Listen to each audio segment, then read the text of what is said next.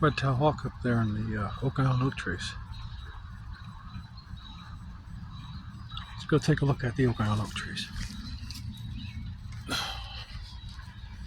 There's some younger ones that they planted here.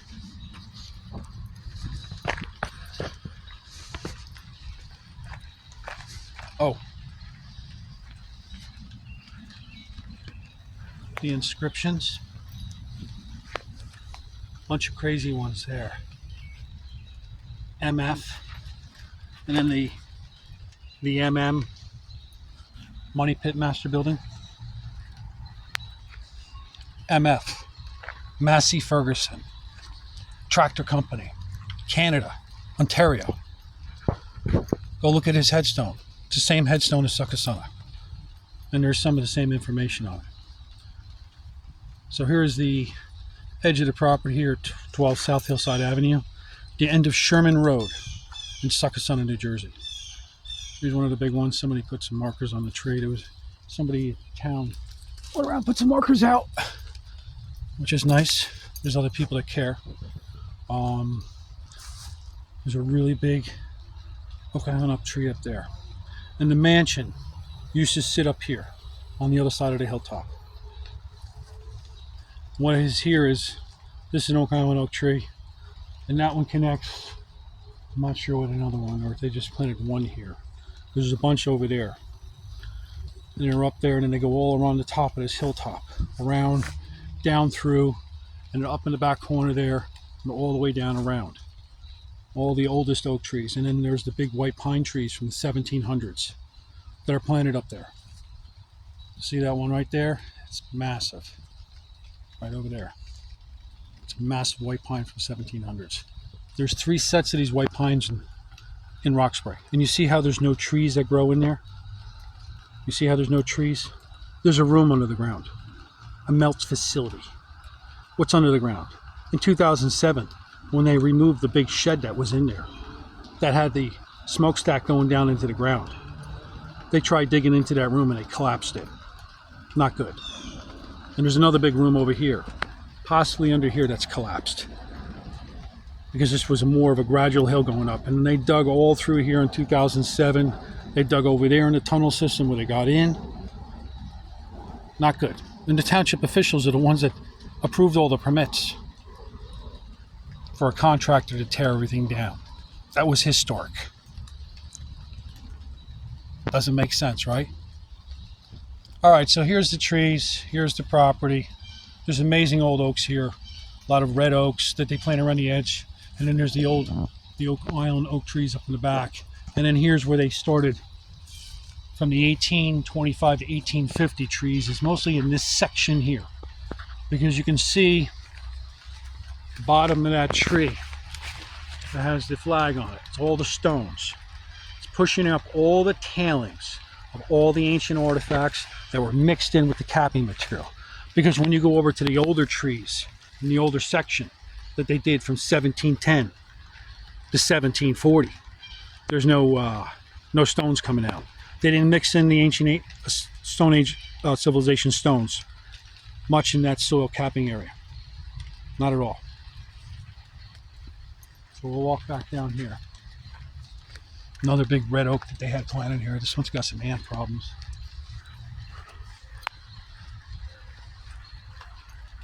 You see the Oak Island oak trees up in the back here. Real big ones. These are all 1825 to 1850. And then some of these younger oaks, like the red oaks, some of the younger oak trees that were planted in the early 1900s or late 1800s, as they continued to plant in each century. And then this is another big red oak here. This is the one where this big branch fell down yesterday when I was up by this property. I mean, look at this size. How far up and how big that branch is. Massive. It's a limb. So this is the wagon trail that goes up. And what used to be is carriage house up on top of the hill here. That was converted into a garage and an apartment. And that's where I believe the entrance to the tunnel system for the tombs were. Because they put people in these tombs, I believe, on top of this hilltop here for quite some time. All the way maybe up into the 1960s.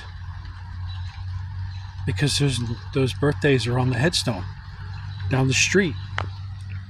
Right down over there, there's a church, United Methodist Church. They're the people that own this property. In the church records, it tells you that they donated the property for the church. Their headstone sits outside the church window for the Lippincotts, for the Lippincott Mansion, the fake names of the Lippincotts they used that came with money. And they did that earlier on.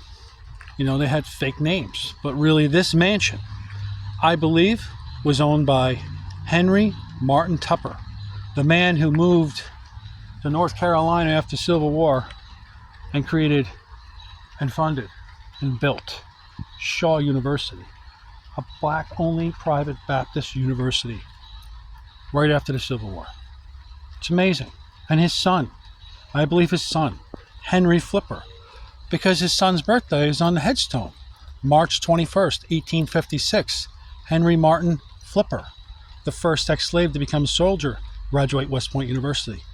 Well, Henry Martin Tupper was a Civil War hero, a Union captain at sea.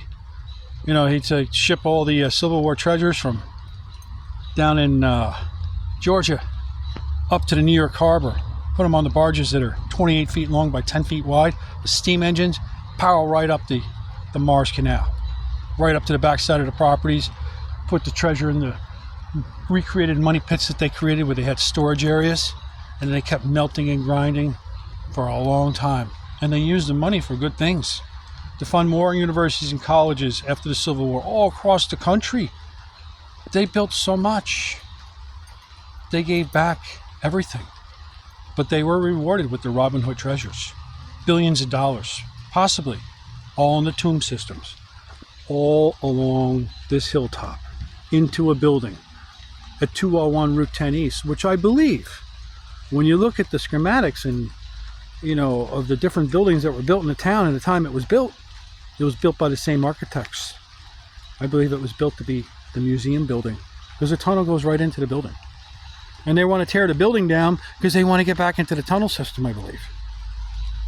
So they want to tear the building down at 201 Route 10 East, which was supposed to be the museum building, and this property was supposed to be preserved. But when the man who inherited this property overdosed on heroin in the mansion, the property went up for sale, and the contractor sucked it up.